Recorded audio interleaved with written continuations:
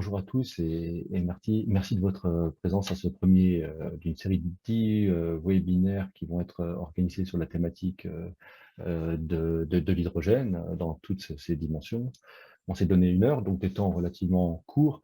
L'idée ici, c'est d'avoir une approche assez générale et on reviendra en fonction des besoins et des retours que vous aurez euh, pour, euh, pour pouvoir compléter ces éléments en cas de besoin. L'une des vocations du Sillon, c'est de partager largement des informations entre les collectivités et leurs équipes, élus et équipes.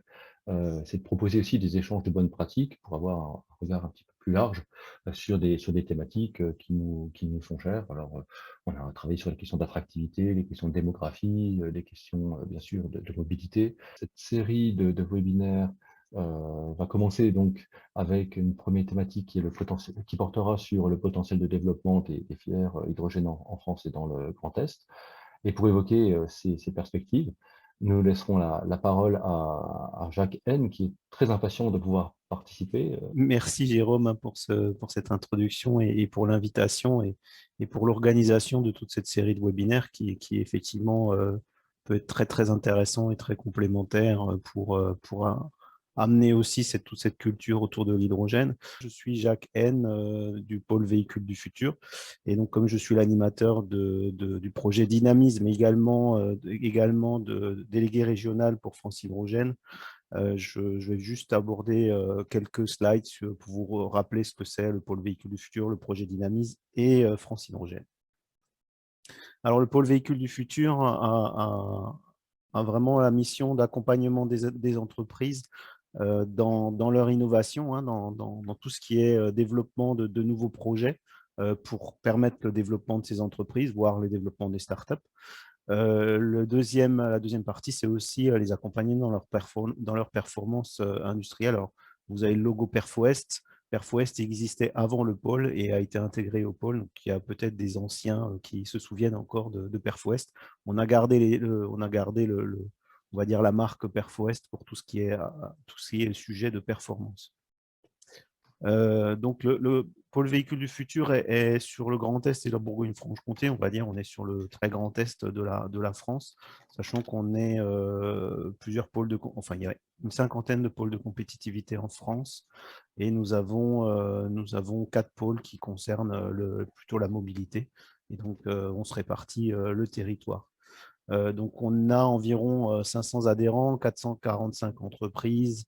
Euh, En répartition, vous voyez qu'on est quand même plutôt orienté PME, ETI, et très peu des groupes. Pourquoi? Parce que les groupes industriels, ils ont leurs services innovation, ils ont tous les services qui vont bien. Ils sont chez nous, certains quand même, pour accompagner aussi leurs partenaires et les petites entreprises. Mais la vocation du pôle, c'est d'accompagner quand même plutôt les petites entreprises. Alors, au pôle, on a plusieurs sujets, hein. Dans l'innovation, on parle d'électrification donc d'électrification et de la partie hydrogène au niveau propulsion. On a tous les sujets autour des véhicules connectés, des véhicules autonomes, de la mobilité servicielle.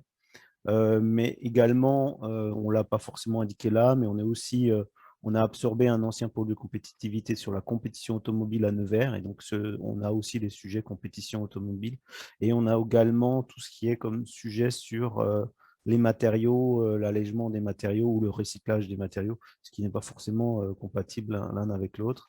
Et après, sur la partie enfin sur la partie performance, on est beaucoup sur tout ce qui est digitalisation, automatisation, formation, augmentation des compétences. Donc, on est également organisme de formation et on réalise des formations, en général pas du catalogue, c'est plutôt des formations très, très custom en fonction des besoins. Juste quelques chiffres. Nous avons accompagné pas loin de 470 projets que nous avons labellisés et 243 ont été financés. Donc, c'est pour vous montrer l'intérêt, effectivement, de labelliser des projets auprès des pôles de compétitivité. Ça vous apporte plus de chances, on va dire, d'obtenir une ouverture à un guichet de financement. Le projet Dynamise est un projet qui est né en 2019, enfin qui est né en 2018 de l'association du consortium que vous voyez sur le slide sur ce slide-là, qui avait pour vocation de développer la filière en Grand Est, parce qu'effectivement, en 2018, il n'y avait pas encore grand-chose qui se passait en Grand Est, mis à part des collectivités, on pense à Sarreguemines, par exemple, qui ont fait un plan climat et qui ont démarré déjà des choses. Mais autrement, au niveau industriel, on ne voyait quand même pas énormément de choses qui se passaient, malgré les chercheurs à l'Université de Lorraine. Et donc, il a été décidé de répondre à un PIA filière d'avenir pour essayer de développer la filière. Alors, le projet a deux volets, hein. Il a le premier volet qui est développer la filière industrielle en Grand Est. C'est quoi? C'est essayer d'identifier des acteurs du territoire qui ne sont pas forcément dans la filière, mais qui ont les compétences pour pouvoir y rentrer et essayer de permettre de les développer, de les amener vers la filière. Alors certes, on n'aura pas forcément le numéro 1 mondial de la fabrication de piles à combustible, mais on aura peut-être le fournisseur de tel élément de la pile à combustible parce qu'il aura son savoir-faire et il saura livrer les fabricants de piles à combustible. Alors bien sûr, on a des exemples aujourd'hui. On a John Cockerill qui a annoncé un site pour assembler des stacks d'électrolyseurs sur le territoire, près de Mulhouse. Donc là, voilà, on sait que ça va amener de l'emploi. Donc ça, c'est de très bonnes nouvelles. Et on sait déjà que certains acteurs du club ont déjà contribué sur certains projets. Et donc voilà, on sait que ça amène un peu de chiffre d'affaires et certainement de l'emploi. Le deuxième volet, c'est mettre en œuvre la partie décarbonation, la transition énergétique. Lorsqu'on parle de décarbonation de l'industrie, décarbonation de la mobilité. Donc l'objectif, effectivement, c'est d'accompagner les porteurs de projets, de les mettre en relation et permettre de développer ces projets sur le territoire.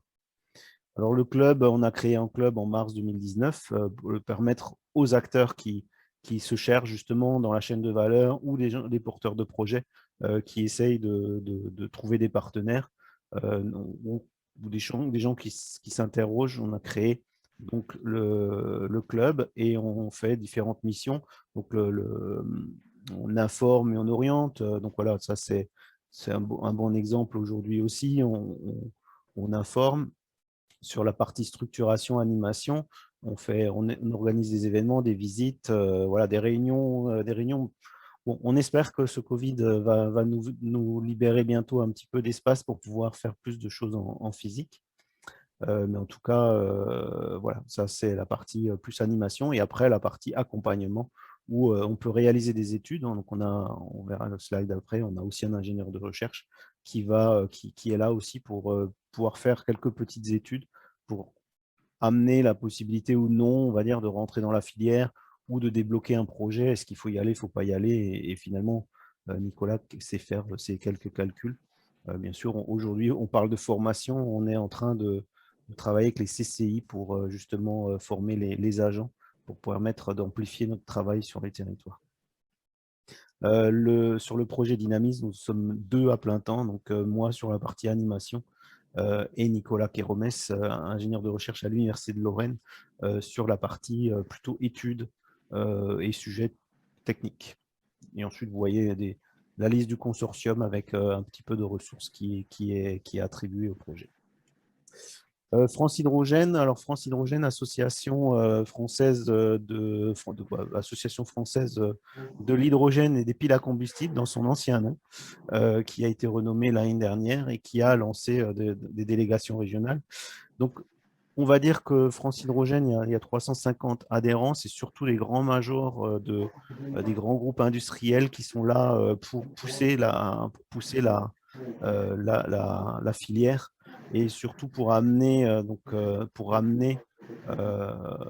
je ne lis pas directement tout ce qui est écrit, mais qui est là, c'est plutôt sur les missions, hein, qui est là sur la structuration de la filière pour qu'on puisse avoir de la remontée d'infos vers le gouvernement, vers les instances de régulation, de normatifs pour effectivement emmener de l'information, donc pour qu'on puisse avancer sur le sujet. Hein. Donc on va dire plutôt une association de lobbying.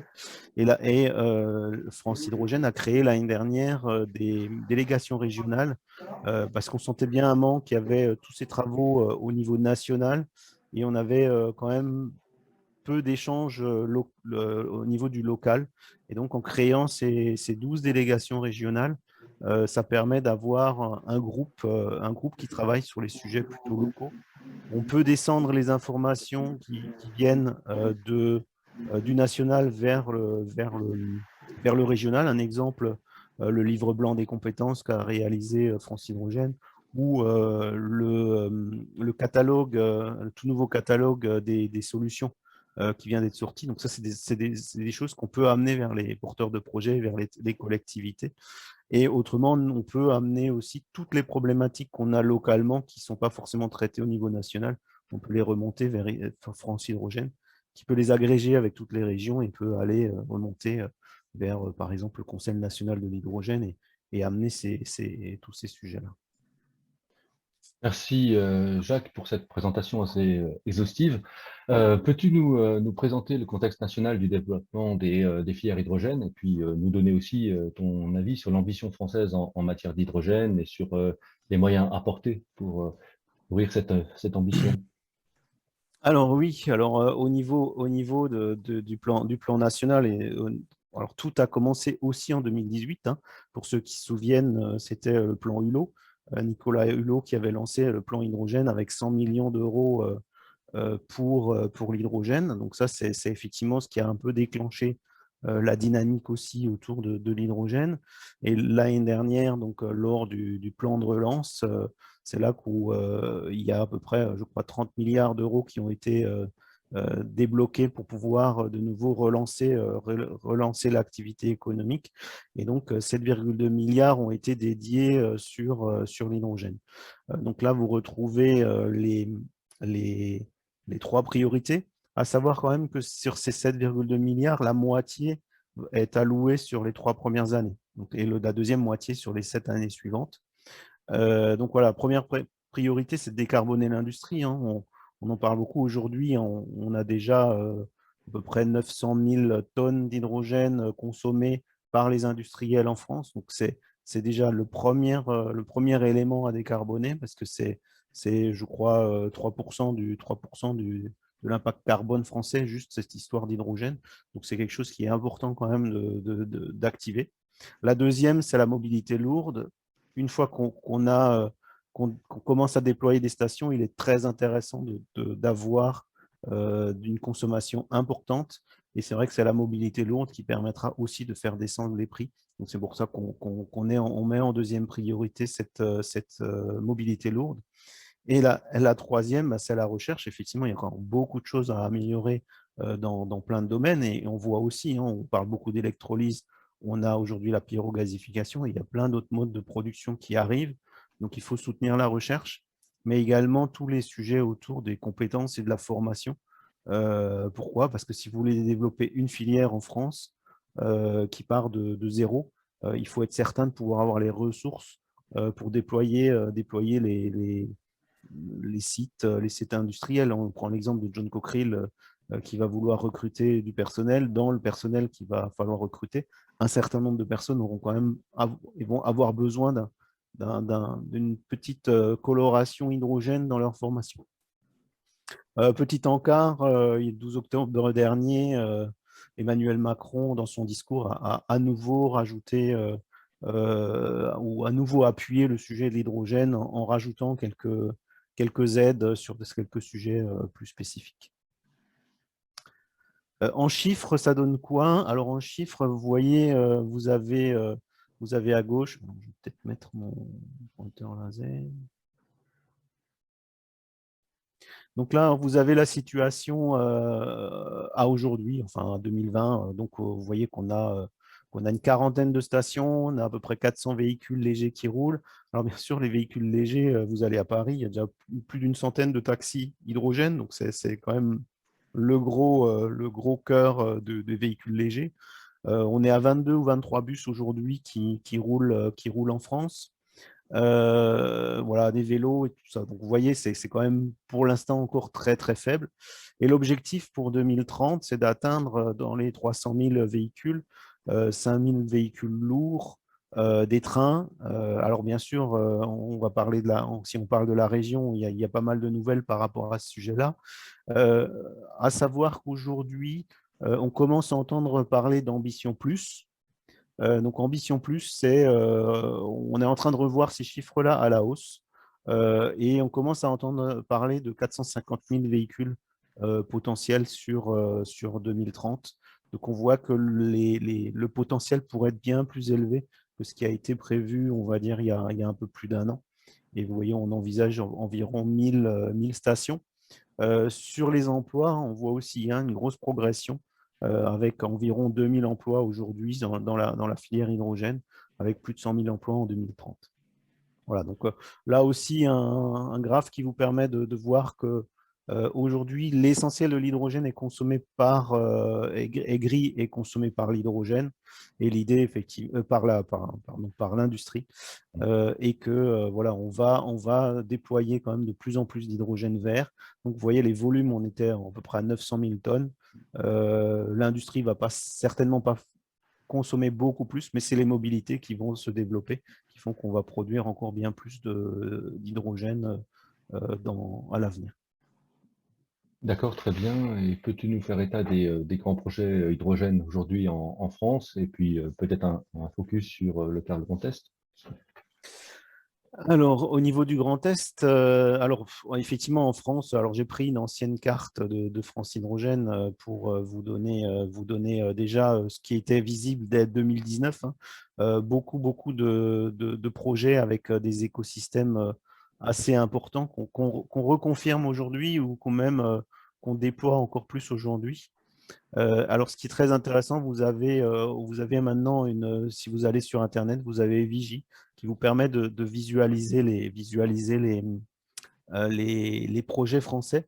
Alors, je vais essayer de passer sur Vigie. Donc, voilà, pour voir en direct. Et donc, ce qui est très intéressant, c'est que vous avez… Alors, vous voyez bien ma carte Ah non, il n'a pas passé Il n'a pas changé d'écran.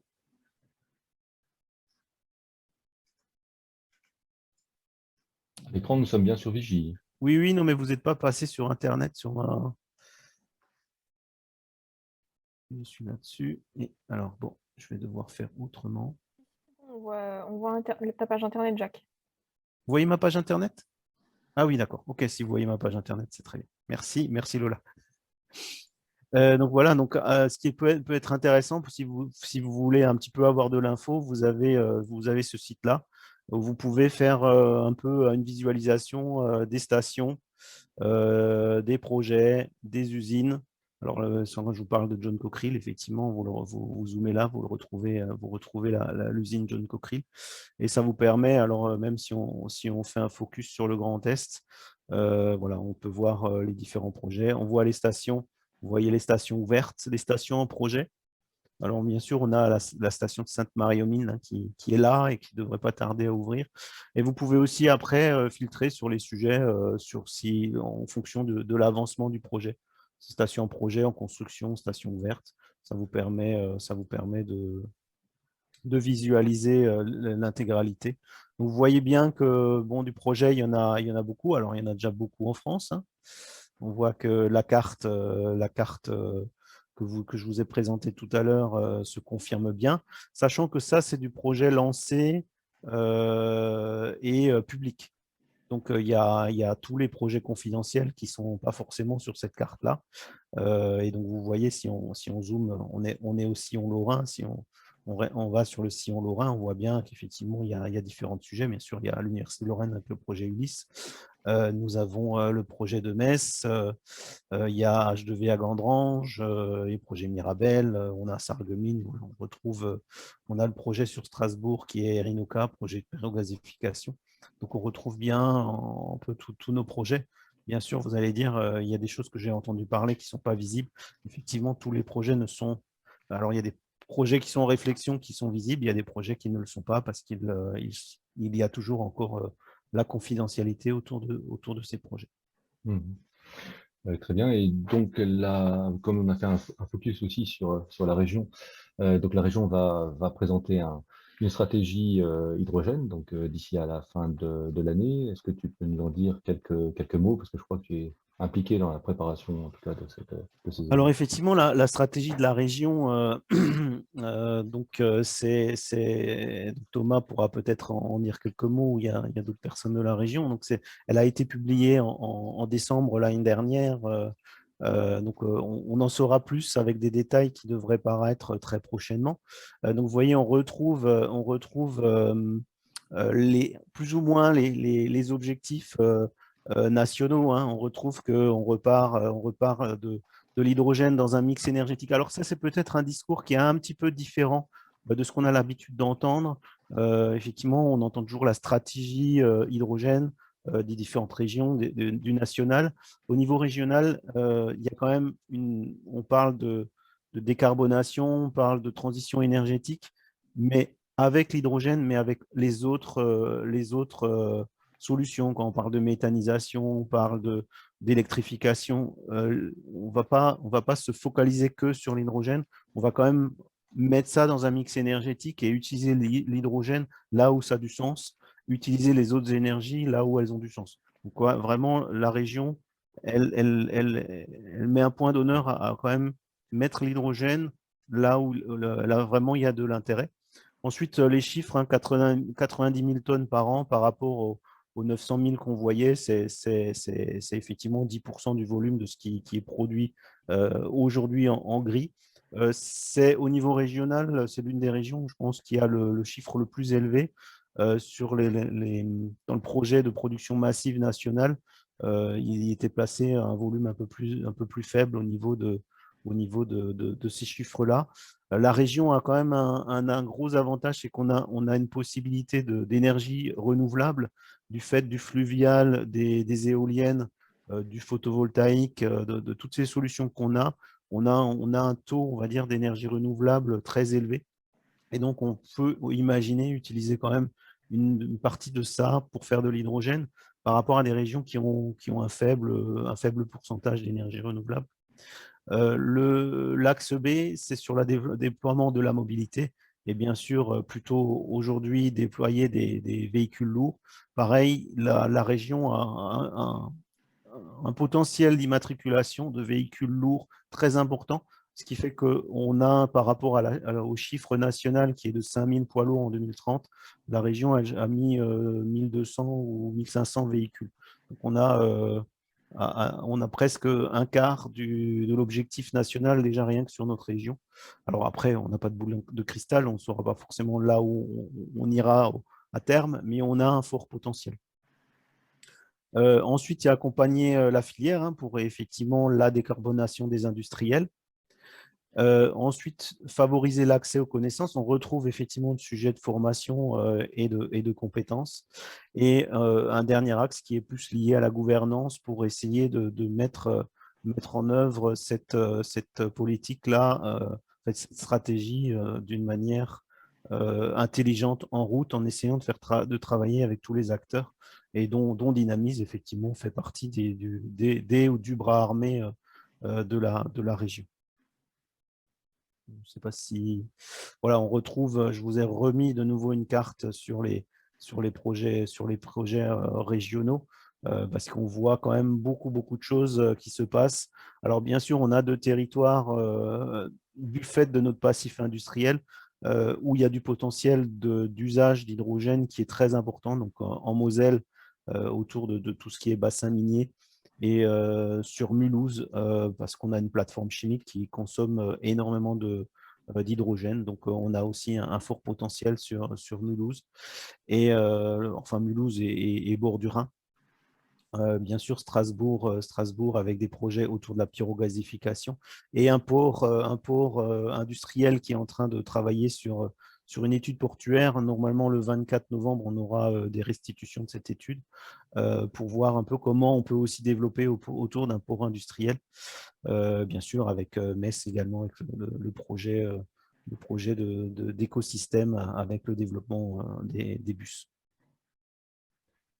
Merci. Est-ce que tu pourrais nous faire état de la structuration des coûts inhérents à l'hydrogène, de la production à la distribution? Et est-ce une bonne organisation des acteurs permettrait de faire des économies d'échelle en la matière? Alors, je vous ai mis un slide par rapport au coût de l'hydrogène à la pompe. Alors, il est important quand même de ne pas mélanger les choux et les carottes, hein, je pense que parce qu'on entend souvent plein de prix et les gens mélangent un petit peu le prix de l'hydrogène à la pompe et le prix production issu de l'électrolyse ou ouais, de la pyrogasification. Il faut penser qu'une fois que vous avez fait l'électrolyse, vous avez l'hydrogène, il va falloir le comprimer, le distribuer, des fois même le transporter. Donc voilà, c'est ce qui fait le coût à la pompe à terme. Donc on voit quand même une chose qui est très importante quand même, c'est que l'électricité a une part importante dans le prix à la pompe. Alors bien sûr, sur l'électrolyse, c'est encore presque plus important, mais on voit que le coût on va dire, le coût de l'électricité. Donc, si vous avez un abonnement d'une électricité chère, vous n'arriverez jamais à avoir un hydrogène pas cher à la pompe. Donc, on va dire que la clé aussi, c'est de réussir à avoir une électricité le moins cher possible. C'est aussi pour ça que des gros industriels se lancent dans le sujet de l'électrolyse, parce que souvent, ils ont des contrats d'électricité qui sont très intéressants, qui permettent d'obtenir quand même des prix plus bas de l'hydrogène. Après, nous avons toute la partie EM de développement de toute la partie non, l'électrolyseur, il est là. Vous avez la partie compression. Alors, vous voyez que la compression, elle est non négligeable, hein. On parle il faut monter à 900 bars pour pouvoir distribuer à 700. Le compresseur a une part non négligeable, surtout également sur la partie des OPEX, parce qu'il y a quand même beaucoup de maintenance sur un électrolyseur. Et ensuite, vous avez toute la partie ingénierie et vous avez 25%, c'est tout ce qui est mise en œuvre hein, de toute et côté opérationnel de la station. Donc voilà, ça c'est quelque chose qui est assez important. Et aujourd'hui, nous avons des prix qui oscillent entre 10 et 14 euros le kilo, on va dire, sur les stations qui sont ouvertes. Mais on sait qu'avec les innovations, avec la massification, l'objectif, c'est d'atteindre à peu près en 2030 un prix à la pompe aux alentours de 7 euros. À titre indicatif, aujourd'hui, une voiture hydrogène utilise à peu près 1 kg, finalement moins d'1 kg d'hydrogène pour faire 100 km. Avec un gasoil à 1,50 €, vous faites 6 litres au 100, vous êtes à peu près à un prix équivalent. Donc, ça veut dire qu'on est à 9 euros le kilo, on est à peu près à l'équilibre, à l'usage entre le diesel et l'hydrogène. Voilà, ça c'est intéressant. Alors, ça, c'est sur les coûts, effectivement, production d'hydrogène, hein. Donc, ça, c'est pour ça aussi qu'il faut baisser le coût des électrolyseurs pour diminuer, baisser le prix de l'électricité, baisser le prix de l'électrolyseur. Vous allez, la semaine 22 novembre, on présente une nouvelle solution de compression qui n'est pas mécanique et ça sera aussi peut-être les futures solutions de baisse de prix au niveau de la compression et surtout dans la partie maintenance. Et sur les véhicules, ce qui est aujourd'hui qui est très très cher, bah, c'est le stockage, c'est les réservoirs et c'est les piles à combustible. Donc ça, c'est aussi le surinvestissement sur les véhicules. Il est essentiellement dû à ces deux facteurs-là.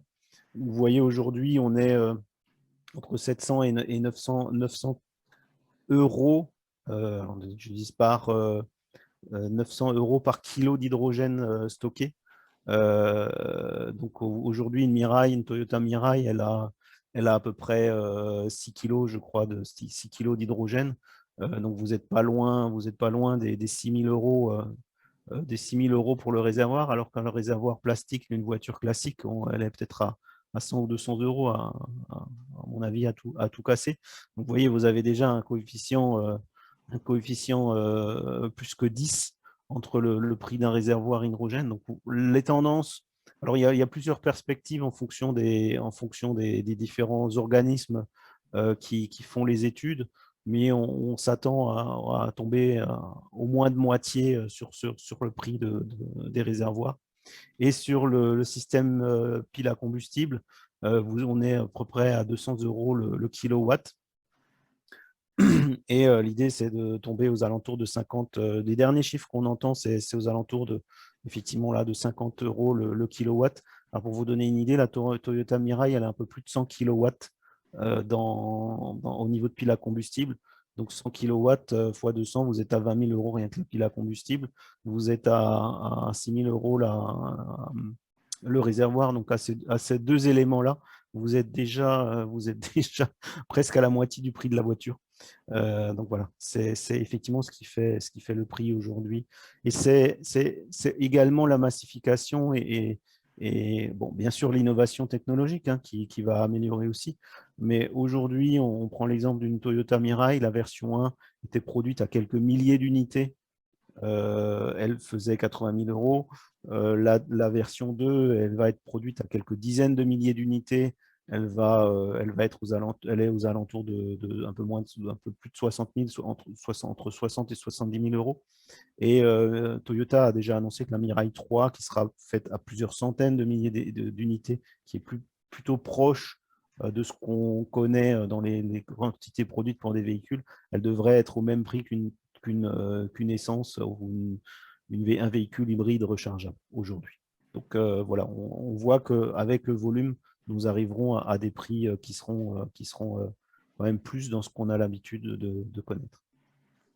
Merci pour tous ces éléments très précis. On voit qu'une des clés de la baisse des coûts en matière d'hydrogène, qui est quand même un des freins au déploiement, c'est la massification. Est-ce que tu peux nous faire état ici pour conclure cette présentation des grands éléments de massification qui sont attendus d'ici 2030?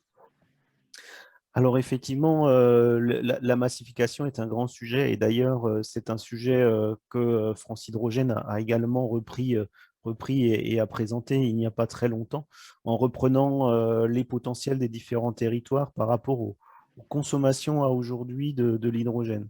Et on se rend compte que très facilement, on peut monter à 6,5 gigawatts d'électrolyse pour combler une partie des besoins qui sont aujourd'hui en hydrogène gris, alors l'hydrogène carboné, si vous préférez, vers de l'hydrogène vert. Alors bien sûr, 6,5 gigawatts ne représente pas 100% de ce qui est produit aujourd'hui, parce qu'on sait bien qu'on ne va pas passer d'ailleurs, on a vu sur le graphe, on est plutôt aux alentours de 50% en gris et en vert, entre le gris et le vert en 2030, mais ça représente au moins 6,5 et même on voit avec les ambitions plus en ce moment qui se profilent, on parle de 10 gigawatts. Alors, rien que sur le Grand Est, effectivement, ces chiffres-là sont envisageables, étant donné qu'on a plusieurs projets, déjà des grosses consommations, et dès aujourd'hui, nous avons des sociétés comme H2V Industrie qui positionnent des grosses productions massives avec Gazelle Énergie sur Saint-Avold. Nous avons aussi Dynamics, Linde et H2V qui se positionnent aussi sur le Haut-Rhin avec des grosses productions. Alors vous voyez sur cette carte-là, on voit le bassin là, effectivement, il est splitté en deux. Donc en jaune, vous avez vraiment les consommations industrielles. Et sur Strasbourg, c'est peu de l'industrie, mais ça va être beaucoup plus de la mobilité et de la mobilité multimodale, essentiellement liée à tout ce qui peut graviter autour du port industriel de Strasbourg. Et vous voyez effectivement plusieurs régions qui ont des bassins très, très volumineux de production. Alors bien sûr, on trouve la Normandie jusqu'à Paris avec la Seine, le Nord avec Dunkerque par exemple qui a un volume très très important, le bassin du Rhône et effectivement le sud de la Méditerranée. Alors certains s'attristent de ne plus voir la Bourgogne-Franche-Comté, qui est l'une des régions quand même très, très avancées aussi sur les sujets hydrogène. Mais les sujets là-bas vont être beaucoup plus mobilité. Et lorsqu'on en parle, alors vous avez peut-être entendu parler de l'inauguration de la station de Auxerre qui a eu lieu il y a 2 semaines. C'est le plus gros électrolyseur pour une station qui est de 1 mégawatt. qui est à aujourd'hui, bien sûr, même pas dans le futur, mais à aujourd'hui, c'est le plus gros électrolyseur pour une station de distribution pour la mobilité. Alors que l'on parle de 200 mégawatts pour les industriels, de 500 mégawatts ou de plusieurs centaines de mégawatts pour les industriels. Donc, on voit bien que la mobilité est vraiment, c'est une toute petite proportion. Mais ce qui est quand même très intéressant, c'est que si on développe pour les industriels en grande masse, on pense pouvoir faire tomber les prix de l'hydrogène à la pompe et permettre aussi le déploiement plus rapide des mobilités. Ce que j'ai encore. Ah bah voilà, je vous ai pris un exemple de projet, donc le projet Mosaïque, je ne sais pas si vous en avez entendu parler.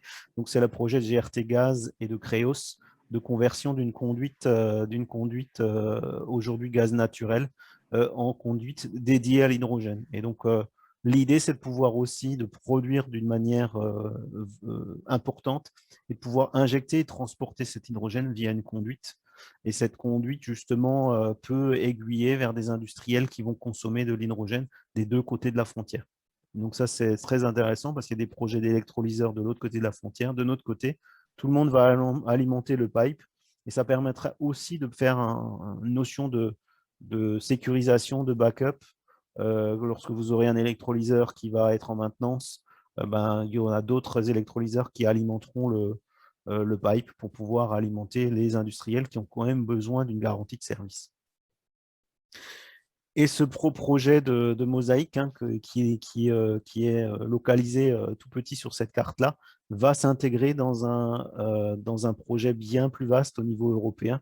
On parle de l'European Hydrogen Backbone, qui est l'interconnexion de réseaux dédiés à l'hydrogène pour permettre effectivement des échanges d'hydrogène entre les gros producteurs et les plus petits consommateurs. Alors bien sûr, l'Allemagne parle déjà d'importation d'hydrogène, alors que la France parle quand même plutôt de production locale pour garder la maîtrise de la production et de ne plus être dépendant énergétiquement d'autres pays.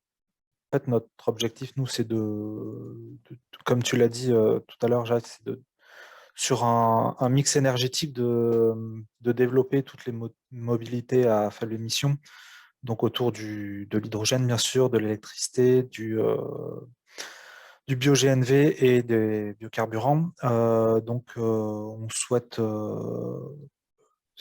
soutenir la mise en place d'études territoriales pour voir le développement, enfin les perspectives de développement des véhicules sur les divers territoires, afin de soutenir après les changements de flotte.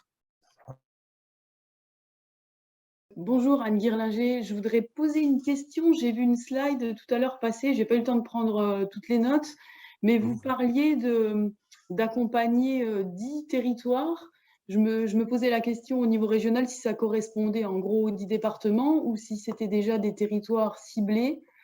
Et puis aussi, à côté des 10 territoires, vous faisiez mention à des 30 stations et 5 écosystèmes. Alors, vous avez parlé de l'écosystème de Metz, et je voulais savoir si les autres étaient déjà identifiés ou si c'est des choses qui sont encore en cours. Alors, en fait, au moment de la création de ce plan hydrogène de la région, c'était l'année dernière, c'était des chiffres qui ont été positionnés en potentiel de ce qu'on pouvait imaginer, sachant qu'à l'époque, le sujet n'était pas posé à Metz.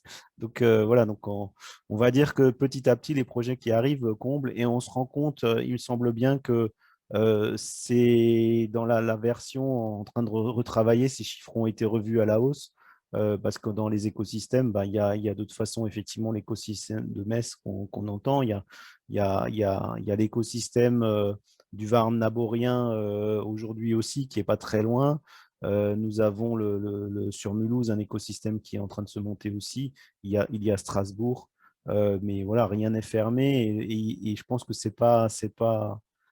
c'était des objectifs qui ont été positionnés. Pour moi, c'est plutôt à minima. Donc,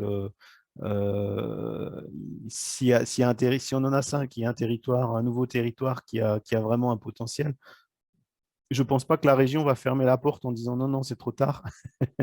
On a besoin du développement de l'hydrogène et de toute façon, on va avoir besoin d'un maillage. Donc, c'est vrai qu'aujourd'hui, on voit bien un écosystème. Aujourd'hui, on a besoin d'un volume minimum de véhicules lourds, hein, ou si on ne prend pas des véhicules lourds, des véhicules légers, c'est monstrueux ce qu'on a besoin. Mais on va dire qu'aujourd'hui, pour avoir un écosystème qui commence à avoir du sens, il faut prévoir entre 15 et 20 véhicules lourds autour d'une station si on n'a pas d'industriels qui consomment de l'hydrogène. Donc voilà, une petite collectivité aura du mal à aligner une vingtaine de véhicules lourds, alors qu'effectivement, une grosse agglomération aura effectivement très facilement des bennes à ordures et des bus. Par contre, les écosystèmes, une fois que tout ça va se déployer, petit à petit, on aura des solutions aussi pour les plus petites collectivités, parce qu'on va commencer à avoir aussi du véhicule qui va rouler sur nos routes. Parce que l'idée, c'est aussi d'avoir une station avec des flottes qui rayonnent autour d'une station.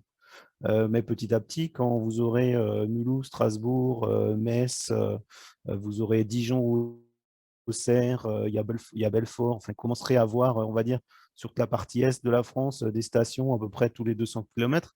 Vous allez commencer à avoir, ou 100 km même, c'est plutôt même tous les 100 km, vous allez commencer à avoir du véhicule qui va vouloir quand même aller à se déplacer. Et ça sera très intéressant de commencer à mailler et à mettre des points intermédiaires. Et là, vous aurez, quand vous déploierez une station, vous la déploierez pour une petite flotte, mais surtout aussi pour du passage de véhicules que vous capterez, hein. Alors, on appelle ça les TEN-T, c'est les grands axes européens de transport. On a le Grand Est l'avantage d'être sur un axe nord-sud et sur un axe est-ouest. Vous entendrez peut-être parler d'un projet qui s'appelle Corridor H2. C'est un projet qui est en Occitanie. Et l'Occitanie effectivement a bien capté qu'il y a chez eux un passage très conséquent de véhicules qui viennent de l'Espagne, du Portugal et qui vont vers le nord de l'Europe, hein. On voit bien sur nos étals, hein, qu'est-ce qui ne vient pas de l'Espagne au niveau des fruits et des légumes. Et donc, on a des axes effectivement qui passent par le Grand Est. Et donc, la région Occitanie a fait appel auprès des régions qui sont sur ces axes-là. Et la région Grand Est a répondu présent. Ils sont en train de regarder comment mettre en place ce projet de corridor aussi chez nous. Et donc, si toutes les villes qui vont se situer sur ces axes-là sont quand même des villes avec des forts potentiels sur les usages d'hydrogène à l'avenir. En effet, j'aurais peut-être Merci. une question complémentaire aussi. Tu as évoqué la question du coût, notamment de production de l'hydrogène, notamment la part de l'électricité dans ce coût de production. De quelle manière est-ce qu'on compte approcher les industriels qui sont parfois difficiles à approcher pour des logiques de concurrence, on comprend, ou de confidentialité? Comment est-ce qu'on compte approcher les industriels par leur contrat, pour pouvoir bénéficier de leur contrat électrique, notamment leur contrat d'électricité, et faire baisser le coût à la production de l'hydrogène? Est-ce qu'il y a une stratégie en la matière? Alors, C'est une vaste question. ça, c'est la question piège. En fait, il faut. Alors, il y a des industriels qui, de toute façon, sont des gros consommateurs. Et aujourd'hui, c'est vrai que le prix de l'hydrogène vert par rapport à l'hydrogène gris, qui est d'un rapport au moins de 3, on va dire, aujourd'hui, l'hydrogène sorti électrolyseur est plutôt aux alentours de 5 euros, 5-7 euros. Le prix de l'hydrogène gris est plutôt à 1,50 €, 2 euros. Donc, vous voyez que il faut multiplier par 3 le prix de l'hydrogène pour devenir plus vertueux au niveau d'un industriel. Économiquement, c'est souvent pas possible. Donc, il y a plusieurs leviers, hein. Il y a le levier de la taxe carbone qui monte et qui monte quand même progressivement. Hier, nous étions à une présentation où Butachimie, donc industriel consommateur, a dit qu'effectivement, la taxe carbone, il y a quelques années, c'était peau de chagrin sur la facture. Aujourd'hui, la taxe carbone, elle est, je crois, aux alentours de 60 € le kilo. Elle n'est pas encore très élevée, mais elle commence à plus être négligeable. Et bien sûr, cette taxe, elle va augmenter. Donc, il y a un moment donné où finalement, en rajoutant la taxe carbone, vous serez à l'équilibre entre l'hydrogène et comment dire, et l'hydrogène vert et l'hydrogène gris. Donc là, effectivement, il y a certains industriels qui commencent à regarder, hein, commencent à regarder le sujet de près quand même. Alors, vous avez un exemple il y a Vika à Xelel, hein, près de Nancy, qui regarde déjà le sujet de près. Bon, finalement, Vika met en œuvre pour l'instant un projet près de Grenoble. Mais c'est vrai que Vika, on les a rencontrés et ils ont quand même dit qu'eux ont des tarifs très, très intéressants de l'électricité. Et pour eux, ça a du sens, ça aurait du sens de produire de l'hydrogène pour déjà leur flotte de véhicules lourds qui font la navette entre la carrière et le site de production. Et d'autant plus, ils ont besoin d'oxygène pour la température de la flamme. Et donc, au final, un électrolyseur produit de l'hydrogène, mais on oublie souvent, il produit aussi de l'oxygène. Et donc, cet oxygène pourrait être utilisé sur le site plutôt que d'en acheter à l'extérieur. Donc, dans les estimations entre le volume de ce qu'on pourrait produire en hydrogène, ça correspond à peu près à la flotte de véhicules. Donc, c'est vrai que ça a du sens auprès de cet industriel-là. En fait, je pense qu'il faut voir essayer d'aborder déjà les industriels qui sont des très gros consommateurs énergétiques. C'est sûr que quelqu'un qui n'a qu'une petite facture d'électricité n'aura pas des tarifs préférentiels au niveau électrique. Mais c'est vrai que les cimenteries, les aciéries, ce genre d'industrie ont vraiment des cartes à jouer sur le tarif d'électricité et ont une carte à jouer sur l'usage de l'hydrogène. On parle effectivement dans la partie pétrochimique, mais c'est vrai que les aciéries réfléchissent de plus en plus à utiliser l'hydrogène dans leur processus de fabrication de l'acier pour diminuer effectivement leur impact carbone. Donc voilà, donc ça a aussi des usages qui vont augmenter dans le futur. Oui, j'avais juste une petite remarque. Je trouve qu'il manquait dans l'approche. C'est sûr, finalement, alors, notamment pour le sujet des transports, où là, l'hydrogène, elle a sa pertinence, j'allais dire, dans des secteurs très précis. Et on oublie on compare souvent finalement aux véhicules thermiques en comparant le prix au carburant et au niveau de rentabilité. Mais on compare peut-être pas assez avec le véhicule électrique, qui est quand même un des concurrents et qui voit des usages où le véhicule électrique à batterie est bien plus pertinent que l'hydrogène, notamment si on regarde le rendement de la chose, où un véhicule électrique à batterie consomme 3 fois moins d'électricité que le même véhicule hydrogène où on aurait électrolysé de l'hydrogène pour la remettre en forme compressée et la reconvertir en électricité dans le véhicule. Et c'est vrai que je trouve c'est pas forcément assez dit et il y a peut-être des choix qui sont faits aujourd'hui pour des considérations politiques parce qu'on a un niveau de subvention qui est élevé, où c'est pas forcément la bonne pertinence de la technologie. Sinon, l'hydrogène, ça a un intérêt pour des véhicules qui vont brûler beaucoup, où la recharge électrique n'est pas possible dans le process, où les batteries seraient trop lourdes ou trop grosses pour tel type de véhicule. Il y a quand même un certain nombre d'usages. Et tout à l'heure, dans les exemples que je voyais sur les diapos, bon, pour des chariots de manutention, etc., est-ce que des choses à batterie ne peuvent pas suffire pour un grand nombre d'usages? Et c'est là où je me dis, il y a peut-être quand même un risque à mettre ça comme solution unique, alors que la solution réside quand même à un équilibre optimal entre des systèmes à batterie d'un côté, tant qu'on peut faire de la batterie, autant faire de la batterie, et faire de l'hydrogène que là où on ne peut pas faire de la batterie, parce que ça mange 3 fois plus d'énergie pour le même usage, que ce soit un camion, un bus, une voiture ou un chariot élévateur. Je trouve, alors forcément, c'est votre concurrent direct, donc c'est pas forcément... Non, en fait, non, justement, c'est pas notre concurrent et on se le met pas du tout en concurrence.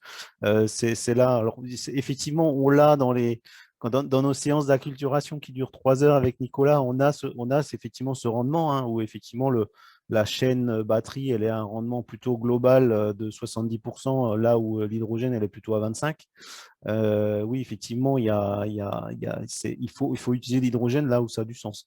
Ça, effectivement, on le dit dans nos formations et on l'explique bien. L'hydrogène, il faut le mettre là où il a sa place. Sur les véhicules bus, par exemple, un bus qui reste dans le cœur de ville aura aucun intérêt de passer à l'hydrogène. Il restera sur la batterie. Par contre, à partir du moment où le bus il dépasse, je ne sais plus c'est le chiffre, mais 80 ou 100 km par jour, Là, le surpoids en batterie devient vraiment trop conséquent. Et finalement, c'est là où l'hydrogène va avoir son sens. C'est pareil sur les poids lourds. Beaucoup de poids lourds qui font des petits trajets plutôt courts. La solution batterie conviendra très bien. Sur nos véhicules personnels, faire de domicile-travail, c'est effectivement totalement un non-sens de vouloir mettre l'hydrogène. Ça sera l'hydrogène, c'est vraiment dédié à du véhicule très roulant de longue distance. Alors on voit bien l'exemple, on voit le véhicule lourd, mais finalement les taxis à Paris, c'est un bon exemple parce que finalement, la société voulait démarrer une solution à batterie et a très vite laissé tomber, jeté l'éponge et est passé sur des véhicules hydrogène et qui finalement roulent 24 heures sur 24, 7 jours sur 7. En fait, c'est une stratégie industrielle. En fait, hein. On utilise comme un industriel, il fait tourner ses machines chères 24 heures, enfin, en plusieurs équipes, voire au moins en 3-8, si pas encore en samedi, dimanche. Ah bah, les taxis, c'est ce qui est fait. Donc, c'est des équipes de 12 heures. Un chauffeur roule pendant 12 heures, fait le plein, complémente le plein à la fin de son équipe, passe le volant au chauffeur suivant, et etc. Et c'est un véhicule qui ne s'arrête quasiment jamais. En batterie, vous ne pourriez pas faire ça parce que de toute façon, il faut le temps de charge. Et c'est vrai que le surcoût finalement du véhicule, vous l'amortissez comme ça. Non, je confirme, je ne l'ai pas dit là parce que dans le temps qui est imparti, c'est un peu compliqué.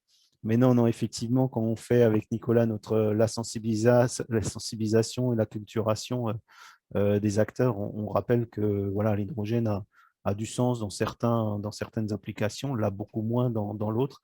Et d'ailleurs, dans les services que l'on rend aux membres du club, Nicolas, des fois, fait justement ces calculs pour dire à des acteurs qui se disent bah, tiens, est-ce que dans ma solution, est-ce que je pourrais utiliser l'hydrogène? Et il fait quelques calculs pour voir si dans les dimensionnements, ça a du sens ou ça n'a pas de sens. Et dans certains cas, ça n'a pas de sens. Voilà. Nous, c'est vrai que souvent, on nous dit, ouais, vous êtes en concurrence avec la batterie. On n'est pas en concurrence, sachant qu'en plus, la batterie évolue aussi encore pas mal. Donc voilà, j'ai un slide où on voit un peu la répartition et c'est des ondes, enfin des genres de vagues. Finalement, on ne sait pas trop où ça va atterrir. Aujourd'hui, personne n'est capable de vous dire ou de vous prédire si les petits véhicules citadins, il y aura des véhicules à hydrogène ou pas. On pense que non. Après, on n'en sait rien. Il y a l'Université de Lorraine qui travaille sur des solutions avec piles à combustible petites, avec super capa et ce genre de choses, qui peut-être donneront des solutions quand même hors batterie.